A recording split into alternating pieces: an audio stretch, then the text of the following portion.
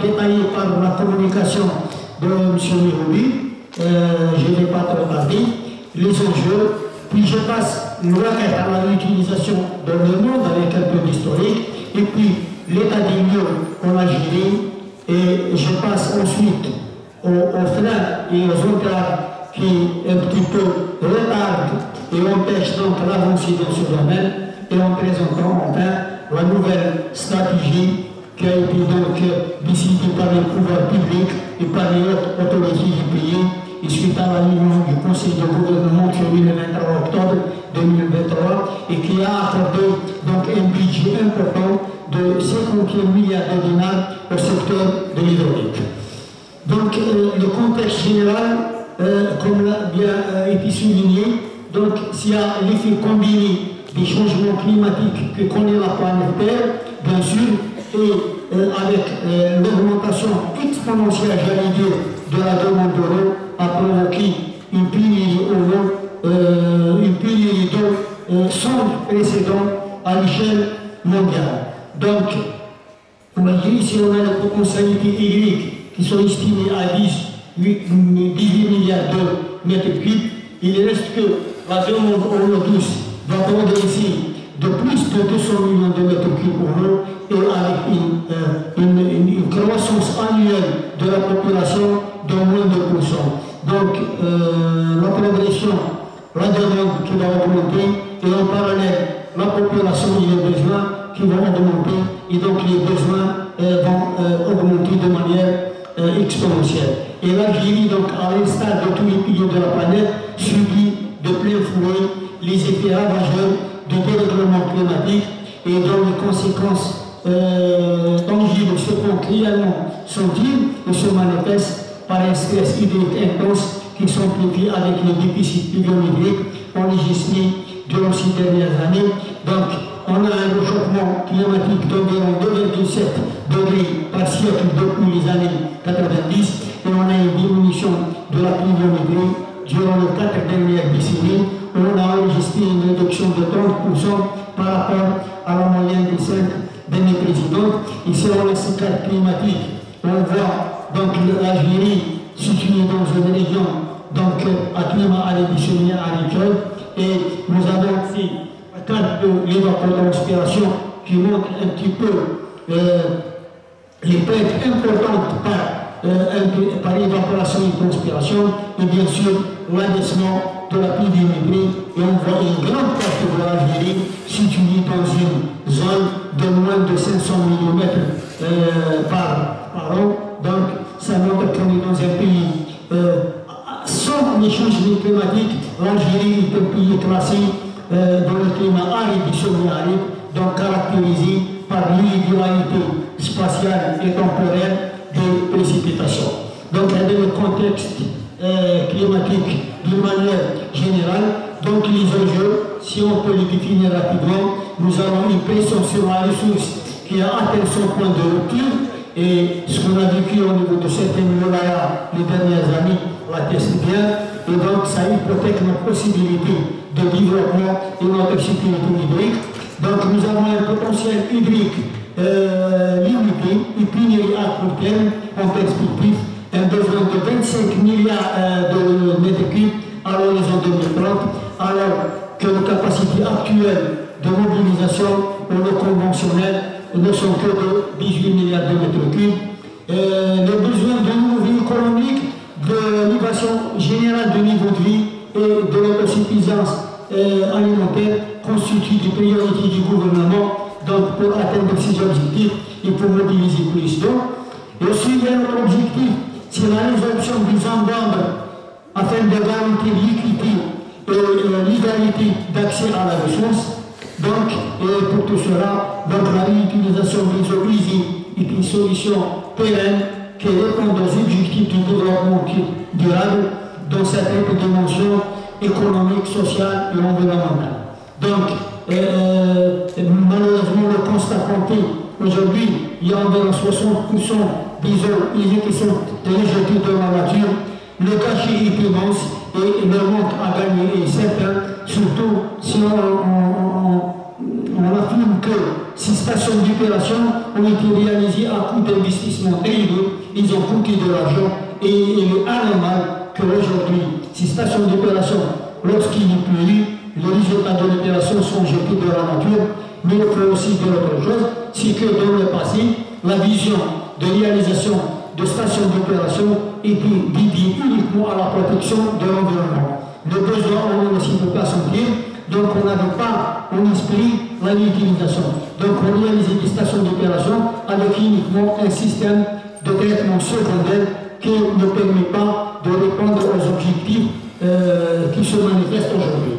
Et donc, en plus donc, des eaux épurées, le process d'opération des eaux épurées, plutôt d'opération des eaux usées, produisent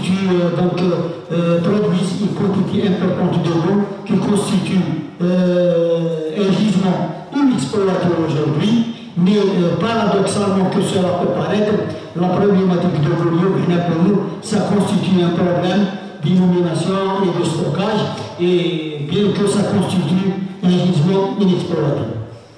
Donc la réutilisation des eaux usées, et pourquoi la réutilisation des eaux usées? Je ne m'arrête pas parce que ces aspects ont été développés dans la précédente communication, mais il faut aussi dire autre chose, c'est que dans le passé, la vision de réalisation de stations d'opération était dédiée uniquement à la protection de l'environnement. Le besoin, on ne s'y peut pas sentir, donc on n'avait pas en esprit la réutilisation. Donc on réalisait des stations d'opération avec uniquement un système de traitement secondaire qui ne permet pas de répondre aux objectifs qui se manifestent aujourd'hui. Et donc, en plus donc, des eaux épurées, le process d'opération des eaux épurées, l'opération des eaux usées constitue produisent une quantité importante. Nous avons aussi la petite moyenne hydraulique et nous avons deux types d'utilisation. Donc nous avons la réutilisation directe avec deux steps qui fait à savoir l'aspect de bouleverse et l'aspect de média qu'on a aussi introduit l'année passée, qui permettent c'est-à-dire de deux steps à l'eau, fournissent un volume d'environ 900 000 mètres cubes par an pour l'irrigation de 475 hectares. Donc, le domaine de lycée Rahman, et nous avons aussi un agriculteur Hmamo, donc qui a investi aussi pour prendre de l'aspect de l'Oudéa sur un milieu de 12 km. Parce que le terrain agricole pour eux, j'ai eu la commune de Bichiker. Et nous avons aussi la réutilisation indirecte au fil de l'eau. Nous avons 11 stations d'opération qui fournissent de l'eau et qui ont permis l'irrigation de 7745 hectares. Nous avons aussi de l'usage industriel et municipal. Nous avons l'aspect de Greenwell qui a un usage industriel pour le rafraîchissement de l'incinérateur du COP de Greenwell et le lavage de plastique. Et nous avons l'usage municipal pour le réalisation des espaces verts pour l'entreprise Hadaïk Moukouja. C'est une entreprise d'aménagement urbain, et aussi pour le lavage des rues au niveau de la ville de Brouda et la ville de Msira. J'ai fait exprès de présenter ces tableaux pour un petit peu montrer que nous avons vraiment des opportunités. Il n'y a pas uniquement l'usage agricole, mais nous avons aussi des opportunités industrielles, des opportunités municipales, et il faut aujourd'hui que chaque goutte d'eau elle trouve la valeur parce que je m'appelle M. Mourou, donc le pays que l'avenir appartient à ceux qui respectent l'eau, et on doit respecter l'eau. Comment respecter l'eau si l'Athéra l'utilise à sa tête. Voilà donc l'aspect de Bourbès, le périmètre d'irrigation avec M. Rahman. Nous avons l'aspect de Aïn Khouetz-Foutensen qui élève le périmètre de Hnaya. Et nous avons la réutilisation à partir de l'aspect de bilan avec l'exploitant agricole SPA de Hmamo avec une superficie agricole de 362 hectares et qui a permis qu'il irrigue les premiers, les civilisés, l'unique, la arboriculture avec les eaux de l'aspect de bilan avec bien sûr une méthanisation renouvelée par. J'ai encore 5 minutes. Accordez-moi encore 5 minutes. Donc le cadre réglementaire, là je ne parle pas trop, donc nous avons le cadre légal, la loi relative à l'eau, qui a les dispositions relatives à la valorisation des eaux, et même les caractéristiques du système d'opération. Nous avons le cadre réglementaire, nous avons un décret de concession qui fixe les modalités de concession avec le caractère, et nous avons le deux décrets, plutôt un décret qui fixe les caractéristiques du système d'opération des eaux. Nous avons une arrêté interministérielle qui fixe les spécifications des eaux usées utilisées à des fins avec la liste de cultures éléguées. Et nous avons aussi un cadre normatif avec la norme algérienne de l'utilisation. Nous avons un guide technique pour les bonnes pratiques dans l'utilisation des eaux usées au pays. Et nous avons aussi un cadre stratégique, donc les différents outils de planification, le plan national de l'eau, le schéma national de l'assainissement en 2010 et récemment l'actualisation de l'utilisation des eaux usées à l'échelle nationale qui vient de démarrer et qui sera en lancement par l'Office national de l'assainissement. Ça c'est un modèle, le dispositif organisationnel de pratique de l'utilisation. Je ne parle pas trop. Les freins, qu'est-ce qui a limité? Est-ce qu'il y a le développement? Il y a un certain nombre de contraintes, d'ordre organisationnel. Nous avons dans le passé, comme je l'avais dit, un déficit de collaboration et de coordination intersectorielle. Et alhamdoulilah, aujourd'hui, on a pu surpasser ça grâce à des conventions, grâce à des rencontres avec les différents départements ministériels, essentiellement l'agriculture. Et parce que dans le passé, il faut le dire, il y a eu peu d'engouement des secteurs utilisateurs, notamment l'agriculture, l'industrie, l'agriculture, des eaux et parce que le besoin ne s'est pas centré.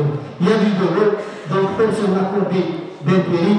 Aujourd'hui, comme je l'avais bien dit, ce n'est plus un choix, mais c'est une nécessité impérieuse. Et donc, la priorité était, c'est le recours aux ressources conventionnelles, qu'elles soient souterraines ou superficielles. Et nous avons aussi un problème de décalage de programmation entre les réseaux de collecte et le projet des installations des stations d'opération. Donc, nous nous sommes retrouvés avec des stations d'opération soit en sous ou bien en sur-exploitation. Parfois, on réalise des stations d'opération, donc sans qu'elles soient accompagnées à l'amont par des systèmes de collecte, et donc nous nous retrouvons avec une station d'opération qui travaille en sous-capacité. Et nous avons donc certains contrats techniques pour ne pas tarder.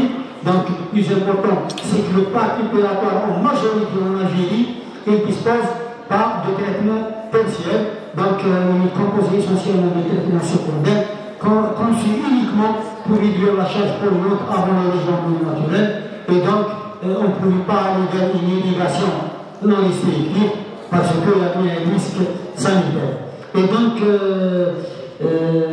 pour ne pas tarder, il est en 1 minute, la stratégie c'est important, si vous permettez. Donc, la nouvelle stratégie dans le secteur elle repose sur l'amélioration des rendements des stations d'opération par la réhabilitation des steppes, plutôt l'extension des steppes qui ont atteint leur capacité. Comme vous avez bien dit, nous avons environ 17 stations d'opération avec dépassement de capacité. Et la réalisation des réseaux de collecte pour les steppes sous-exploitées pour atteindre donc, le rendement. Nous avons environ plus de 40 stades fonctionnent avec un taux inférieur à 30%. Donc là, il faut donc faire des efforts dans la réalisation des réseaux de collecte et puis la réalisation des nouvelles steppes pour les villes non encore dotées de systèmes opératoires avec une vision intégrée qui intègre, pour éviter les erreurs du passé, donc c'est une vision intégrée qui intègre la collecte, l'épuration et la valorisation par l'introduction du traitement tertiaire. Donc, il y a aussi l'amélioration de la qualité de traitement avec l'intégration du traitement tertiaire, et ce qui est déjà dans le programme en cours. Et les steppes en exploitation, nous avons 8 qui sont dotés de traitement tertiaire, et 7 steppes en travaux pour le traitement tertiaire, ce qui permet un gain de plus de 140 millions de mètres cubes qui pourront être réutilisés à tous les types de cultures. Et donc, et la réalisation des aménagements hydro-agricoles en aval du spectre. Et donc, l'amélioration du cadre réglementaire, donc là, qu'est-ce que j'ai à mon avis, donc c'est du cadre réglementaire existant avec le paysage, parce que nous n'avons pas de loi pour l'usage industriel ou municipal. Donc, l'Ibo aussi qui constitue un gisement inexploité et qui la loi de l'environnement considère comme un déchet non valorisable. Et pour que ça constitue vraiment un problème pour nous, dans le pays de monde, oui, l'Ibo est fourni c'est une valeur ajoutée économique. Nous avons la taxe de pollution. Donc, la nécessité de revoir la réglementation minimum est plus qu'indispensable. Donc, le plan d'action TANA pour 3 phases.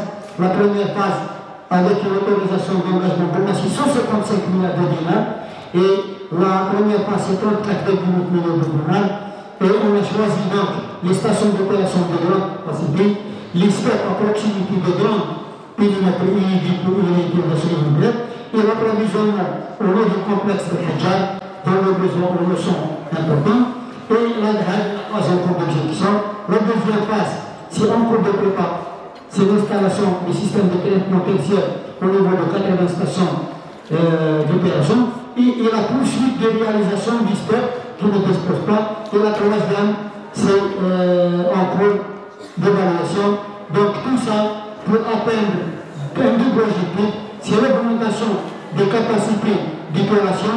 Donc pour arriver à 50% d'opération pour arriver, Inch'Allah, à la fin 2030 vers 80%.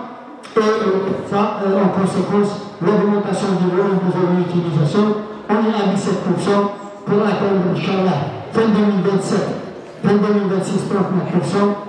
Et atteindre, Inch'Allah, pour être à la hauteur donc, de l'objectif tracé par le pouvoir public, c'est d'atteindre un taux d'utilisation de 60%. Et je vous remercie pour votre attention.